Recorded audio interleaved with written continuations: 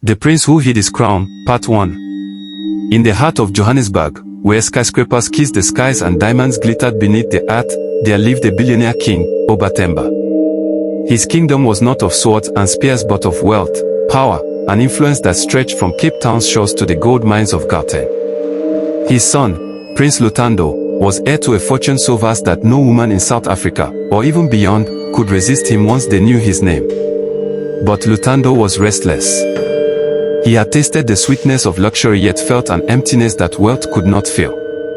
Women swarmed around him like bees to nectar, but their eyes never lingered on his soul, only on his father's empire. Their words were dripping with love, but their hearts pounded for riches, not for him. One evening, as the city lights sparkled below the palace hill, Lutando stood before his father. "Baba," he said, his voice trembling with both determination and fear, "I do not want a wife who loves me for diamonds. I want a woman who will stand by me even if I have nothing." The king's eyes narrowed, testing his son's resolve. "And how will you find such a woman in a world blinded by gold?" "I will leave this palace," Lutando answered, his chest rising with courage. "I will walk among the poor, live like them, and find a heart that beats for me, not for the throne." Though reluctant, Oba Themba gave his blessing, for he too feared that wealth could enslave his son's destiny. The next morning, the prince shed his crown and silken robes. He dressed in worn trousers and a faded shirt, carrying nothing but a small bag and a spirit hungry for truth. No chauffeur followed him, no bodyguards shadowed his steps.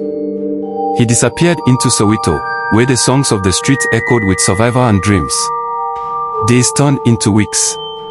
Lutando worked as a laborer at a construction site, his hands blistered and skin darkened by the sun. He ate pap and cabbage with other workers, laughing with them as though he had never known the taste of caviar. Yet, loneliness gnawed at him. Women he met at taverns or marketplaces still sought his wallet, though now it was empty. They mocked his ragged shoes and dismissed his dreams. Each night, he lay on a thin mattress in a rented room, staring at the cracked ceiling, wondering if true love even existed. But fate was not blind.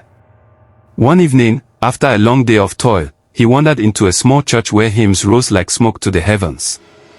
There, sitting by the doorway, was a young woman named Naledi, her hands calloused from selling bread on the streets. She was not adorned with jewelry nor painted with riches, but her eyes carried a light that pierced his soul. For the first time in his life, Lutando's heart skipped, not because of beauty, but because of something rare, something he had longed for: purity. Please subscribe to my channel.